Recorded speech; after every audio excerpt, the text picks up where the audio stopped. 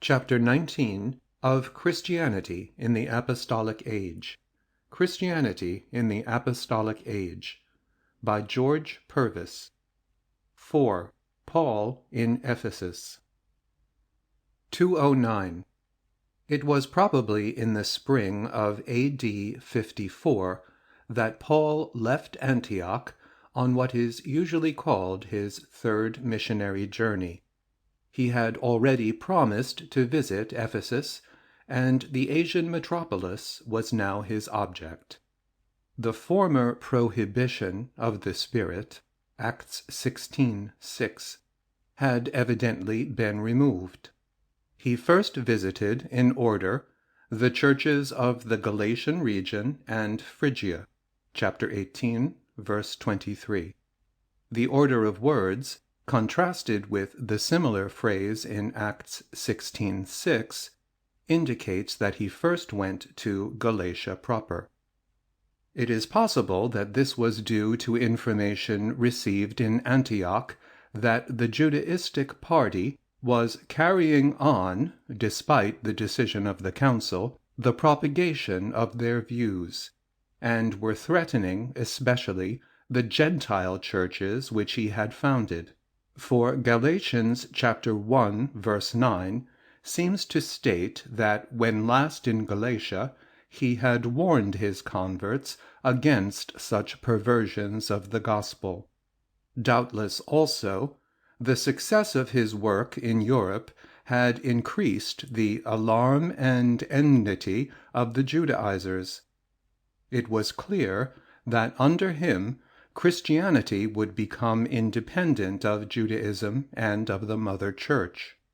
Hence, these overzealous, and as Paul plainly called them, Galatians 4:17 and 5:10, unscrupulous sectarians, determined to undo his work, to wean his converts away from him, and to perpetuate the Mosaic law among the Gentiles.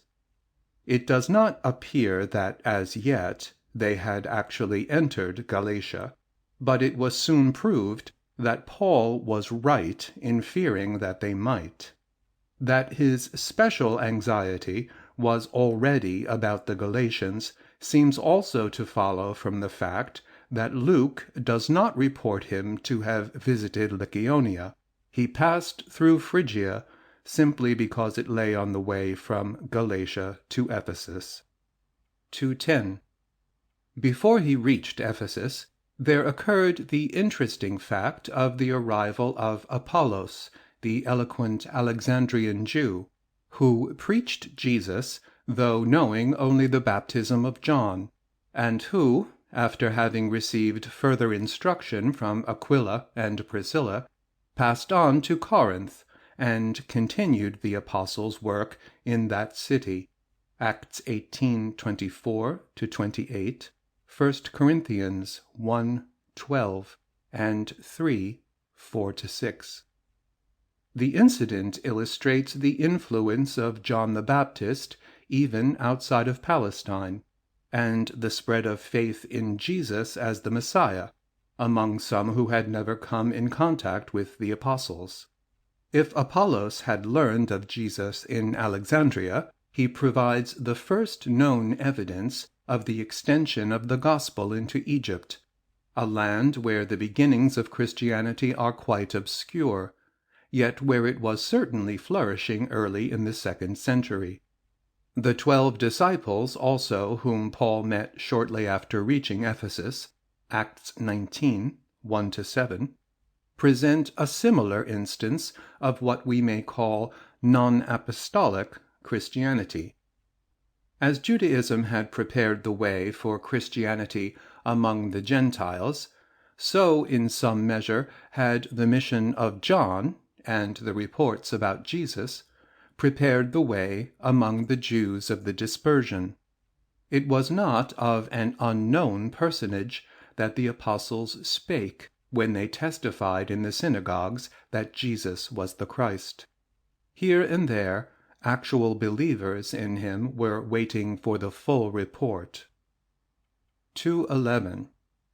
When Paul at last reached the Asian capital, which he had long desired to occupy, he entered on an extended and vigorous campaign.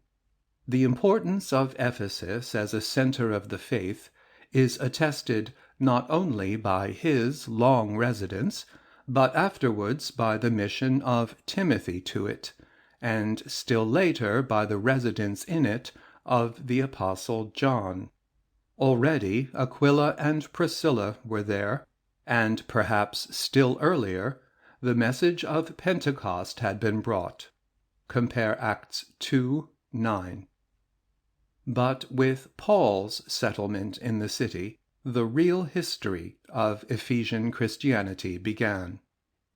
For 3 months he taught in the Jewish synagogue, Acts 19:8. Then, since the Jews disbelieved, he organized his disciples into a church and daily taught for 2 years in the school of Tyrannus, doubtless a Greek lecture hall. Chapter 19, verses 9 and 10. Besides this, he visited from house to house among his disciples. Chapter 20, verse 20. If we assume that he arrived in the autumn of A.D. 54, the 2 years and 3 months would reach to the beginning of 57. At that time he proposed to leave for Macedonia, and sent Timothy and Erastus ahead of him. Acts 19:21. Compare 1 Corinthians 4:17 and 16:10. But he himself tarried longer. Acts 19:22. Because of the great work in hand. 1 Corinthians 16:8. And other events occurred pertaining to the church at Corinth, which detained him till the summer or early autumn of A.D. 57. His whole stay in Ephesus, therefore, amounted to 3 years. Acts 20:31. 2:12. His Ephesian ministry was marked a. By special thoroughness of teaching. Acts chapter 20, verses 18 to 21, 26, 27, and 31, due probably to his experience of errors among his earlier converts and to the now known plans of the Judaistic party. B. By extraordinary miraculous attestations. Acts 19, verses 11 and 12. Compare 2 Corinthians chapter 12, verse 12, which seem to have been intended specially to offset and overcome the power of magic and sorcery in Ephesus. Acts 19:13 through 19. C. By varied and widespread success. For not only were representatives of the most diverse classes, from the common people, chapter 19, verses 26 and 27, to the wealthy men who had filled the position of Asiarch, chapter 19, verse 31, won by him personally, but throughout the entire province his influence extended. Acts 19:10. While his co-laborers carried his message to and founded churches in neighboring cities. Compare not only Acts 19, verse 22, and 20, verse 4, Colossians 4:7, but also 1 Corinthians 16:19, Colossians chapter 1, verse 7, chapter 2, verse 1, and chapter 4, verse 13. D. By fierce opposition. Compare 1 Corinthians chapter 4, verses 9 to 13, chapter 15, verse 32, and chapter 16, verse 9, 2 Corinthians chapter 4, verses 7 to 10, and chapter 6, verses 4 and 5, of which the exciting demonstration caused by Demetrius, whose trade in the shrines of the Temple of Artemis was endangered by the progress of Paul's work, Acts 19:23-41, was only one, and probably not the most serious, illustration. Compare 1 Corinthians 15:32 and 16:9. And E, finally, by constant attention to the difficulties existing in distant churches, the care of which pressed upon him daily. 2 Corinthians 11:28. The details of Paul's life in Ephesus would furnish a story of physical, intellectual, and spiritual activity marvelous for its intensity and versatility. The incidents recorded in Acts are, however, less important for our purpose than the light cast on apostolic history during Paul's Ephesian ministry by the epistles to the Galatians and the Corinthians. 2:13. The epistle to the Galatians was written probably soon after Paul's arrival in Ephesus. It may be assigned to the spring of A.D. 55. This is on the hypothesis, for which reasons have been given, section 186, that it was addressed to churches in Galatia proper, founded on the second missionary journey.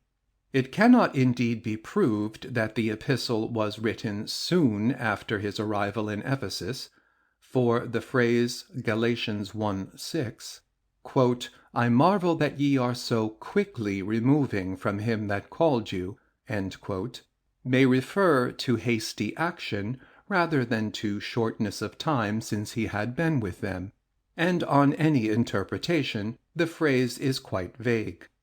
Still, the impression made by his passing allusions to his second visit to Galatia, chapter 1, verse 9, and chapter 4, verse 13, is that it had been recent. He implies elsewhere, 2 Corinthians 11:28, that while in Ephesus he had been pressed by anxiety about many churches, and the reason usually assigned for dating the epistle later, namely the close connection of its thought with the epistle to the Romans, is insufficient, since Galatians presents the doctrine of salvation in a much less complete form than is done in Romans, and therefore probably preceded the latter by some time. Hence the probability that this epistle was written early in the Ephesian ministry. 2:14. It was occasioned by a report from Galatia which fired the apostle's indignation and filled him with grievous apprehensions. The Judaizing missionaries had invaded his churches, and had actually succeeded in perverting their immature faith. They had assailed the apostle, too, as well as his teaching.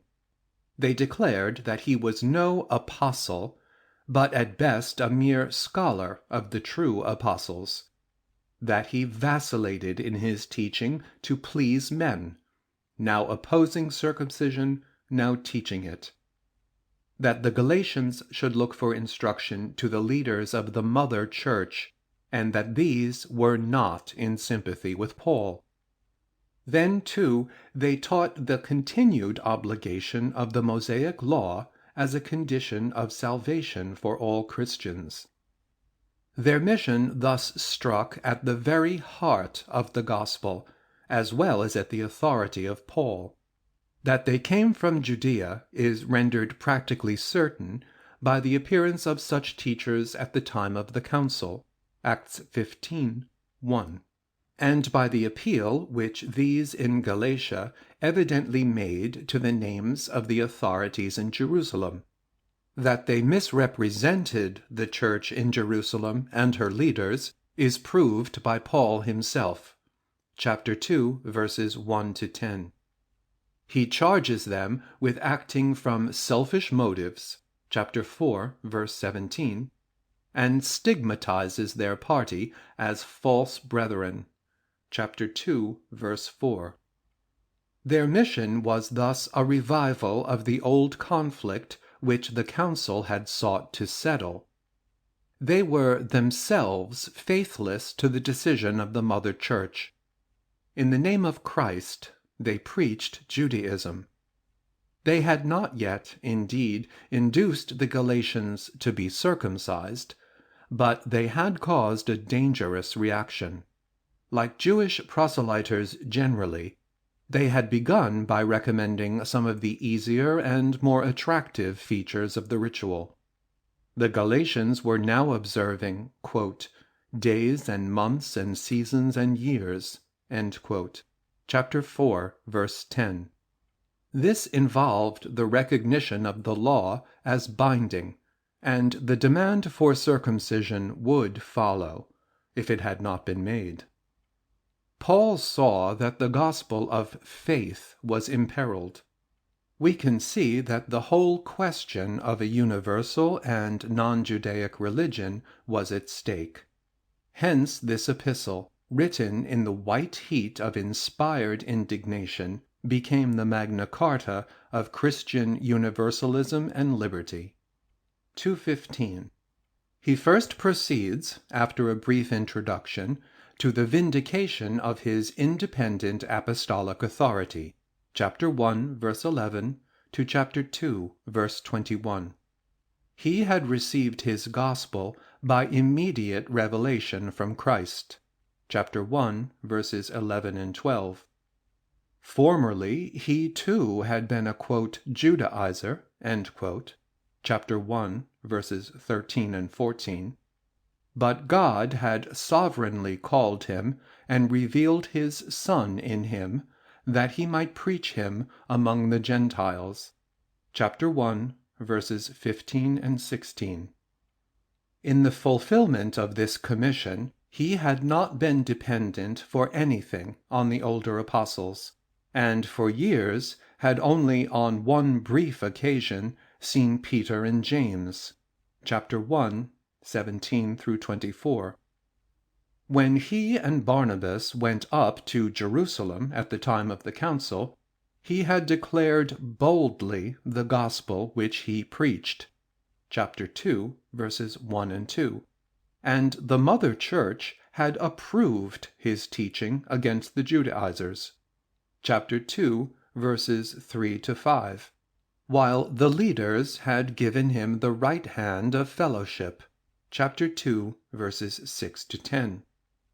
He added the account of his discussion with Peter at Antioch, sections 163 through 165, to illustrate further his independence, and perhaps also to prevent any misuse of Peter's conduct which the Judaizers might make, chapter 2, verses 11 to 21.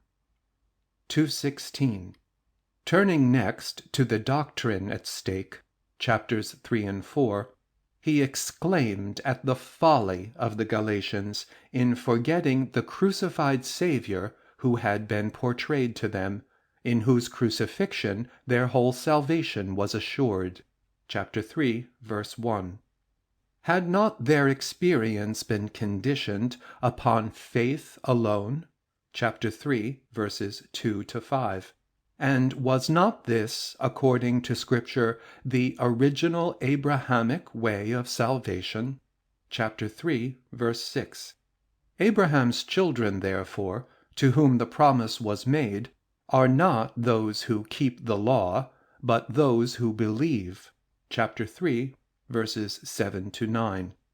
The law, since it requires perfect obedience as the condition of salvation, brings only a curse upon those under it, and hence cannot be the instrument for the fulfillment of the promised blessing.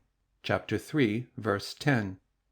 It was the work of Christ, as the law itself foretold, to redeem us from it, and for this very purpose he accepted its curse by dying in our place, that we, through him, might receive the promise and the Spirit.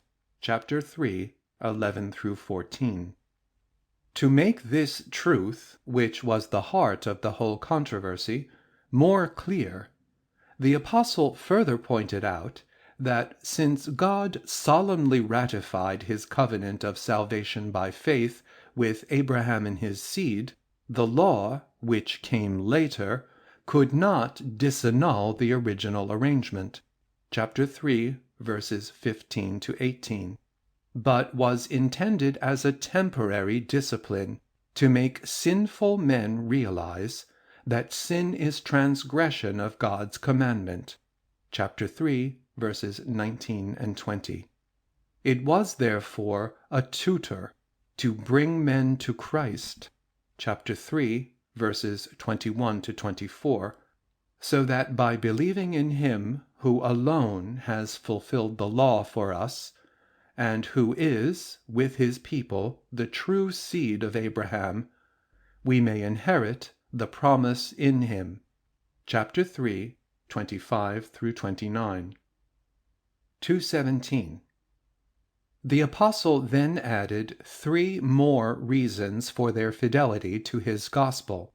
Chapter 4. The first was an appeal, based on the analogy of Greco-Roman customs, not to go back to a state of infancy when the time for their entrance on the inheritance had come. Chapter 4, verses 1 to 11. The second was an appeal to their former affection for himself. Chapter 4, verses 12 to 20. The third was an illustration of the freedom of the true son of Abraham, drawn from the narrative in Genesis of the relation to Abraham of the sons of Sarah and Hagar, chapter 4, verse 21 to chapter 5, verse 1. The rest of the epistle is a masterly application of the principles of the preceding chapters. Its substance is: 1. Maintain your liberty, chapter 5, verses 2 to 12. Yet, 2. Do not abuse it, but walk by the Spirit, and bring forth his fruits, chapter 5, verses 13 to 25. 3. Use your liberty for the spiritual good of others, chapter 5, verse 26 to chapter 6, verse 5. And 4. Remember your responsibility in its exercise, chapter 6, verses 6 to 10. The letter ends with a postscript, chapter 6, verses 11 to 18, in the apostle's own handwriting, in which he summarizes the contents of the letter and dismisses all further attacks upon him as useless, since, as he said, quote, "I bear in my body the brands, slave marks, of Jesus." End quote. 218. It is impossible to overestimate the value of this epistle. The relation of its historical statements to the narrative of Acts has already been discussed, sections 91 to 94, 116, and 149 to 152. Its chief importance lies in its exhibition of the theological grounds on which rested the emancipation of Christianity from Judaism, and its establishment as a universal religion. Chapter 2, verses 11 to 21, shows that the doctrine of the epistle was not a new one, but was the recognized basis on which Gentile Christianity stood. The center of that doctrine was the death of Christ, the significance of which it was especially Paul's privilege to make clear.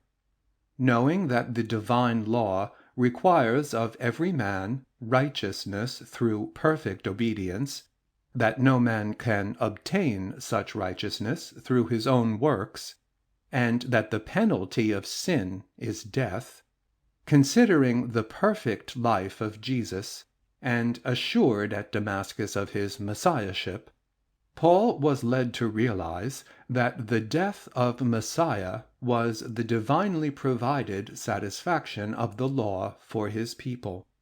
At once, its mysteriousness and offensiveness was removed. It became God's crowning act of grace.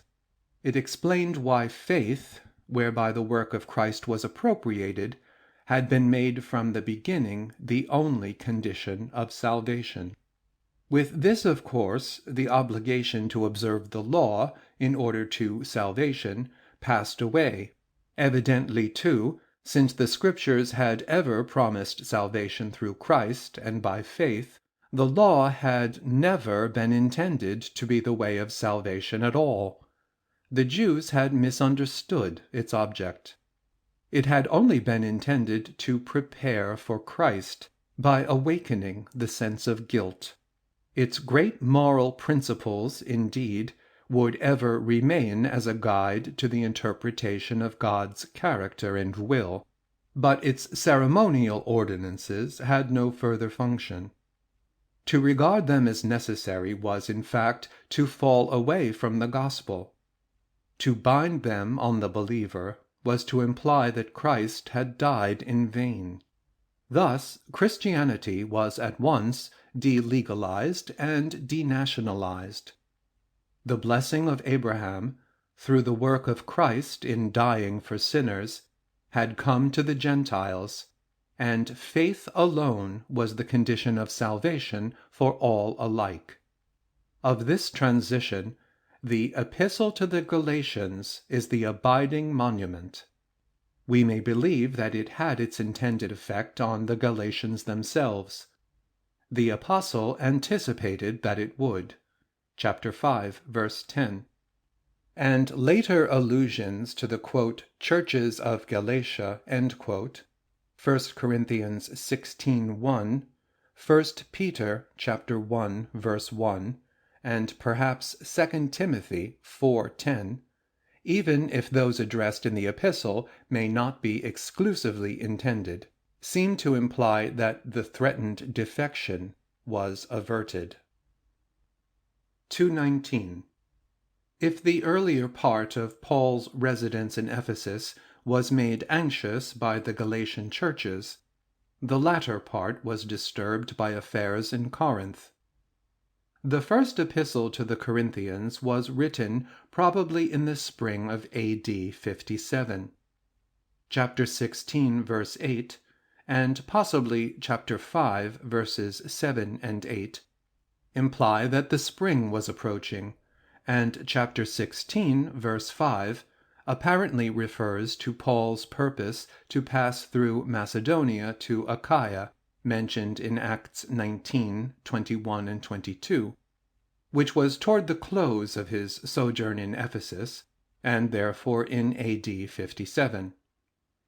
He had, however, previously written a letter, chapter 5, verse 9, which has not been preserved, in which he gave instructions concerning the attitude of the disciples to those about them who led impure lives. This was a practical matter in Corinth, where the Christians were surrounded by a society in which the principles of morality were constantly violated. His direction, quote, not to keep company with fornicators, end quote, required subsequent explanation, chapter 5, verses 9 to 11. But it illustrates the sort of difficulties by which the Corinthians were confronted. We learn further that Timothy had been sent to Corinth, chapter 4, verse 17, chapter 16, verse 10. If this was the mission mentioned in Acts 19:21, he was to go by way of Macedonia, and the hesitating language of 1 Corinthians 16:10, quote, if Timothy come, end quote, implies that Corinth was not the sole object of his journey, and that he possibly might not reach it. Hence we may suppose that he was sent early in 57 to Macedonia ahead of the apostle, with directions to go on to Corinth if he deemed it best to do so. Paul expected him to reach Corinth and directed the church to follow his instructions. Chapter 4, verse 17. After Timothy had gone, messengers arrived from Corinth with alarming reports. chapter 1, verse 11. There was worse trouble than association with impure pagans. Factions had arisen in the church which threatened discord, if not division. Then, too, we learn that a delegation from Corinth had visited the apostle, chapter 16, verse 17.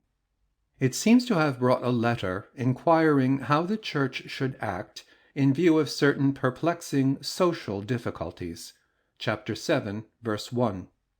Besides all this, other perils, practical and doctrinal, were reported. There were abuses in public worship, extravagant pride in the more emotional and less useful gifts of the Spirit, errors about the resurrection, and, worst of all, actual immorality in the church.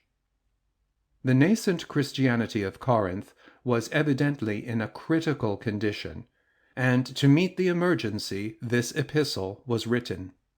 It was doubtless carried to Corinth by the returning delegation. 220. In it he takes up in order the subjects on which the Corinthians needed instruction, and the epistle is not only a masterly example of the apostle's firmness and tact, but an instructive description of the actual situation of these early Christians. He first reproved them for the factious spirit of which he had heard, chapter 1, verse 10 to chapter 4, verse 21. Paul himself, Apollos, Peter, and even Christ had become party names. Actual division of the church had not resulted, but it easily might, and the situation implied a total misunderstanding of the relation of their teachers to Christ. The Peter faction naturally implies the presence of a Jewish Christian element, though not necessarily of Judaizers. It does not imply that Peter had been at Corinth. Acquaintance with the part he had played in the founding of the church is sufficient to explain the partisanship of those who called themselves after him. The Christ faction is more of an enigma. Many, on the ground of 2 Corinthians 10:7 and 11:22, suppose that it was the party of the Judaizers, but a more careful examination of 2 Corinthians fails to show that an allusion is there intended to any of these factions.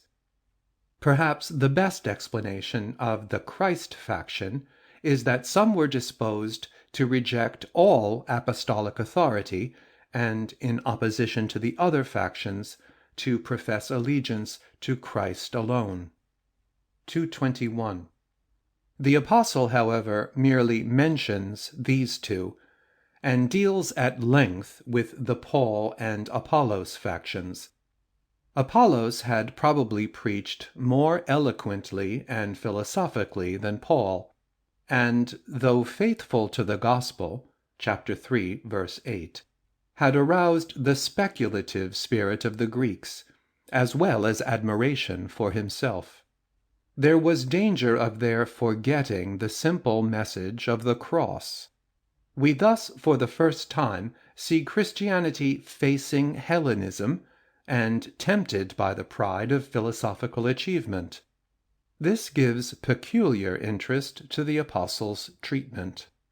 He reminded them that the cross was and ever would be foolishness to the Greek as it was an offense to the Jew, and that it assumed the total failure of human wisdom to solve the problem of man's salvation.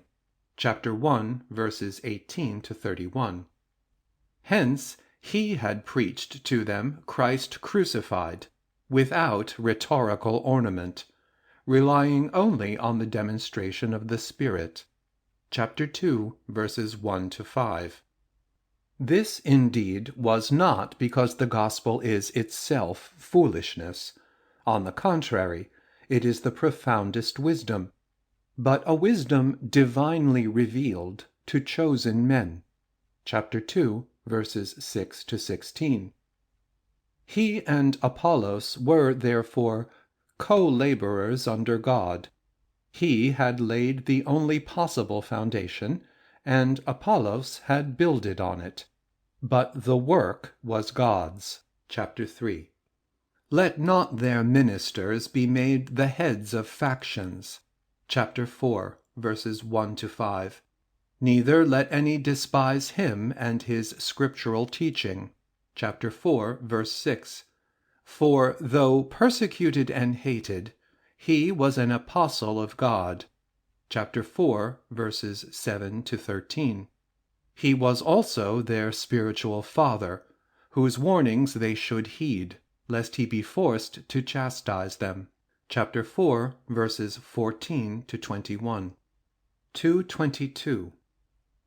This important passage shows that to Paul the gospel was as distinct from Hellenism as it was from Judaism. It was a direct revelation of salvation by grace through a Redeemer. Yet both Judaism and philosophy had negatively prepared for it. The former by producing through the law the sense of guilt and of the need of righteousness, the latter by demonstrating the inability of man to solve the problem of salvation for himself. Christianity, moreover, provided the blessings which Judaism and philosophy had respectively sought, namely righteousness before God and the knowledge of God. It was, according to Paul, the goal of both, though both rejected it. It is thus evident that he realized the relation of his message to its entire environment. He was neither dependent on the influences about him nor blind to their existence and significance. To the Jew he offered in the gospel righteousness, and to the Greek the true wisdom. He did the latter, however, not like Philo, by interpreting revelation in the interest of philosophy, but by stoutly maintaining the failure of philosophy to solve the problem of salvation, and by presenting revelation in and by Christ as the gate of knowledge. 223. The rest of this epistle is mainly occupied with the practical difficulties in which the Corinthians were vitally concerned. With great indignation, the apostle rebuked them for failure to discipline a man who had been actually guilty of an incestuous marriage. Chapter 5. There was, in fact, too little regard for church discipline among them. Chapter 6, verses 1 to 8. And sins of impurity in particular should never be regarded with indifference. Chapter 6, verses 9 through 20. He then discussed two subjects about which they had asked instruction. Chapter 7, verse 1 to chapter 11, verse 1. The first was marriage and divorce. Chapter 7. In this, it is most important to note that he commands fidelity to marital obligations. Verses 3 to 5. Forbids, on the ground of Christ's command, any seeking after divorce. Verses 10 and 11. Directs that a marriage already formed between a believer and an unbeliever should not be broken, but admits that if the unbeliever break it by desertion, the believer is released from the bond. Verses 12 to 16. While frankly avowing his preference for the unmarried state, quote, by reason of the present distress, end quote, verse 26, he upholds the sanctity of marriage and its place in Christian life. The other question concerned eating food which had been offered to idols. Chapter 8, verse 1 to chapter 11, verse 1. It was a difficult question, for the food bought in the markets was consecrated to idols, and in any social gathering the guests were liable to be called on to eat or drink in honor of a god. The apostle's directions are bold and tactful. He lays down the principle that Since the idol is nothing, the food was as good as any, and might be eaten freely. But if the use of it at certain times and places would be understood to be a recognition of the idol, it should then be avoided, out of love to brethren who might be made to stumble, and from a desire to honor Christ. Chapter 8. This, he says, was the principle on which in all things he had acted.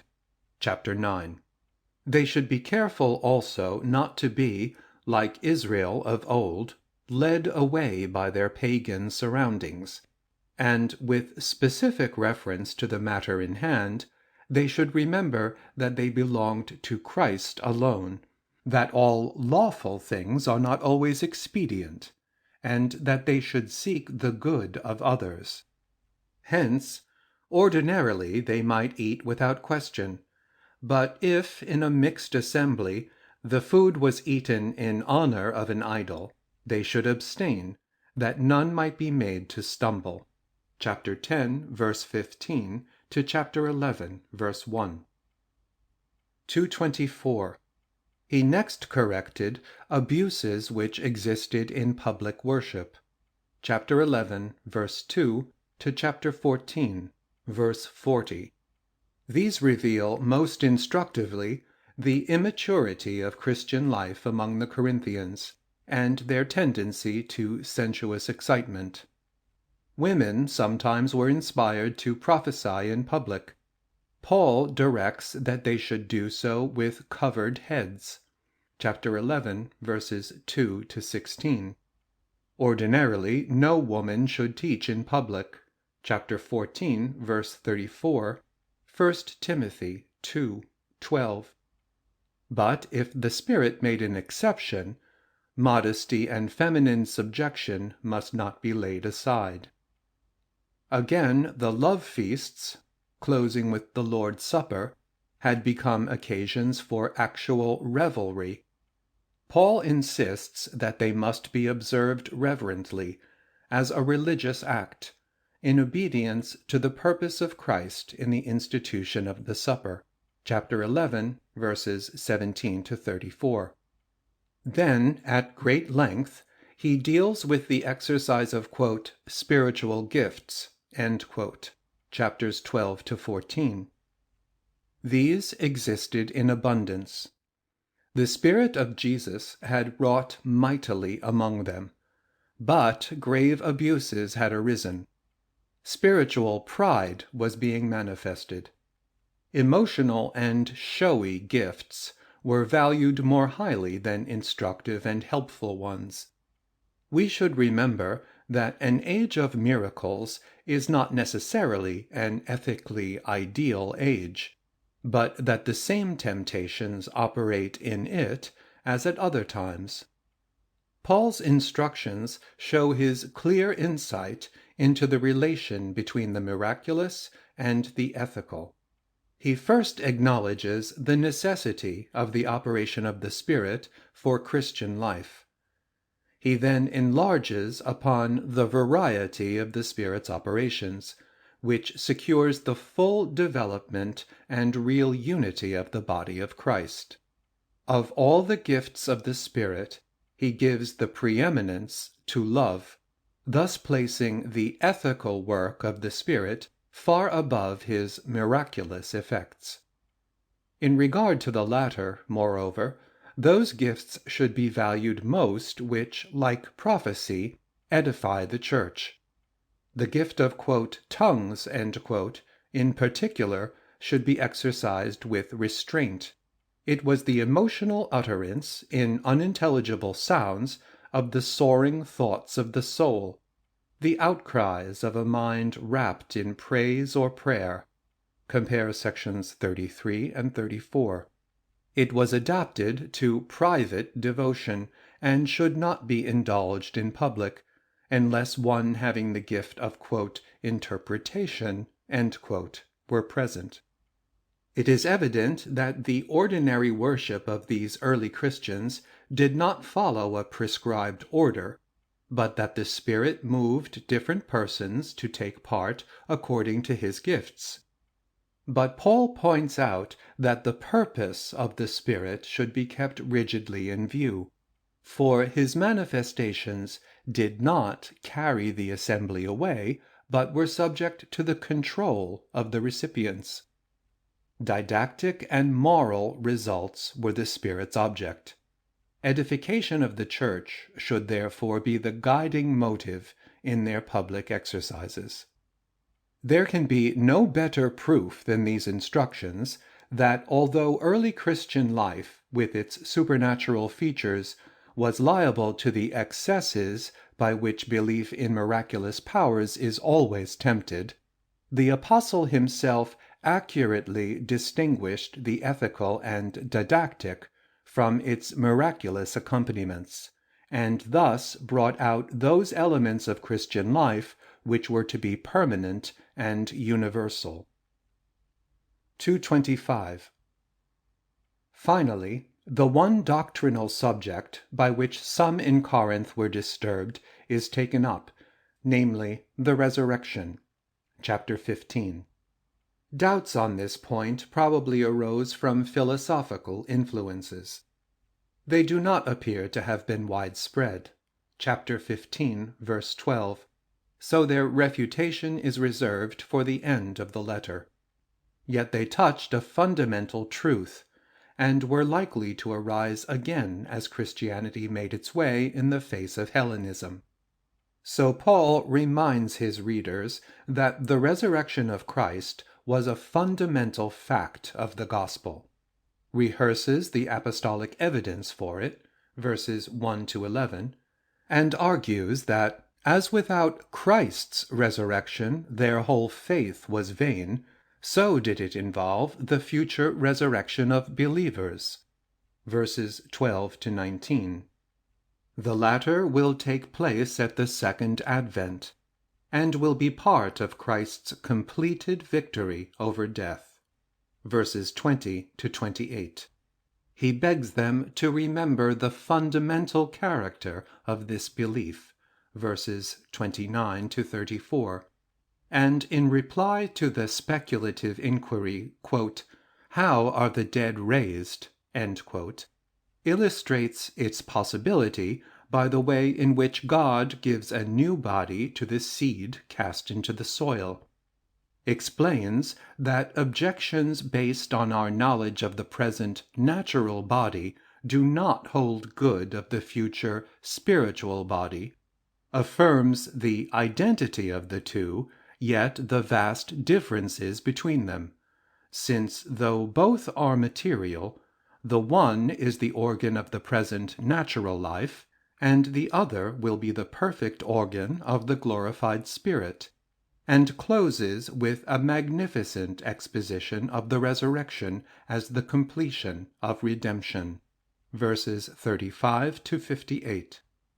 It is to be observed that this teaching is a further and consistent explication of the subject of the second advent previously taught to the Thessalonians. 226. The epistle closes with directions about certain gifts from his Gentile churches which he was collecting for the brethren in Judea, and with items of personal news. Chapter 16. These gifts were a matter about which he was much concerned. They were his practical answer to the charges of disloyalty to his nation and of hostility to the mother church. Hence he directs the Corinthians to prepare their contribution. 227. The dispatch of this long and careful epistle did not end the apostle's anxiety about the church at Corinth. In fact, the closing months of his stay in Ephesus were full of distress on their account. The facts can only be gleaned from 2 Corinthians, written after he had left Ephesus. From this it appears that he made a brief visit to Corinth in much distress, to which he afterwards looked back with deep sorrow. 2 Corinthians chapter 2, verse 1, chapter 12, verse 14, and chapter 13, verses 1 and 2. This must have been after sending our 1 Corinthians, since it contains no reference to the visit.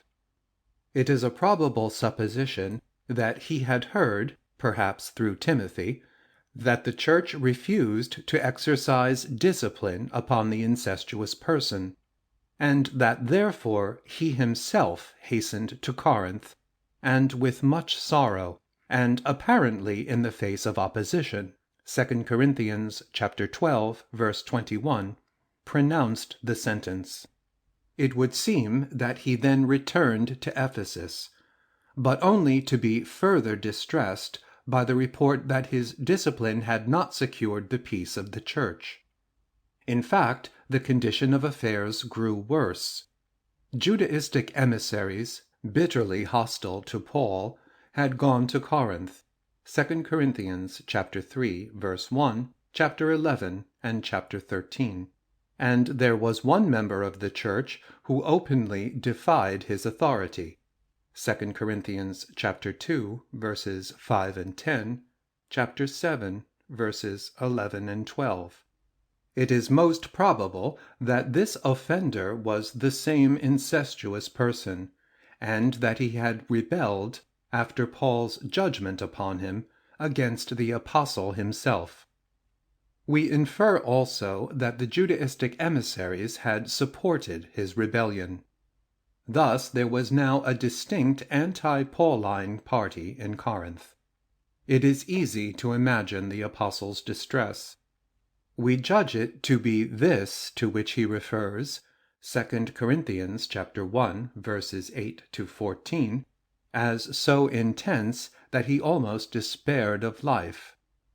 This language will not appear too strong if we remember that his character was assailed, 2 Corinthians chapter 1, verse 17, chapter 10, verses 2 and 10, that his converts were being turned against him, 2 Corinthians chapter 7, verses 2 and 7, and that his work might be undone, chapter 11, verses 3, 13, and 14.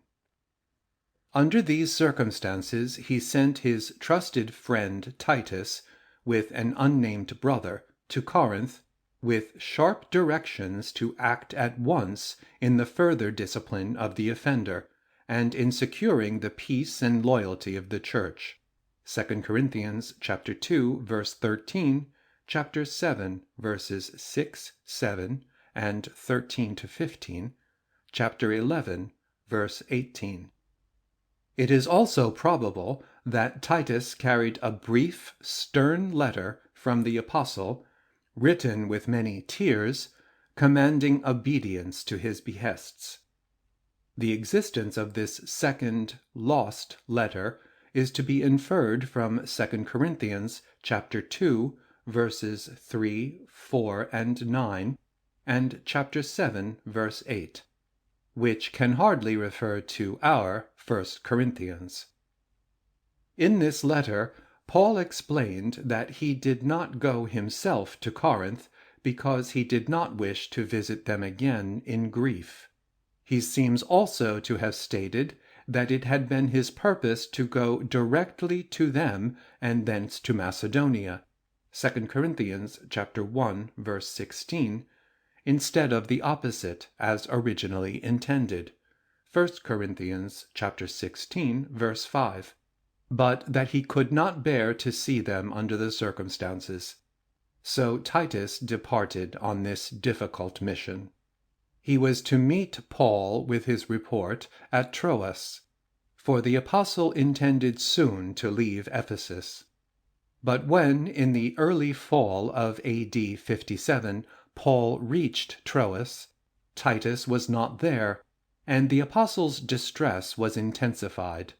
2 Corinthians chapter 2, verses 12 and 13.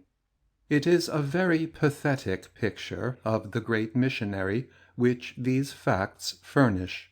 His Ephesian ministry, successful though it was, closed under this heavy cloud. The cloud, however, was destined soon to lift, and his bitter experience to be a cause of thanksgiving. because of the spiritual good which finally came to him and to all out of the trial. 2 Corinthians chapter 1 verses 1 to 7, chapter 2 verses 14 to 17, and chapter 7 verses 9 to 16. End of chapter 19.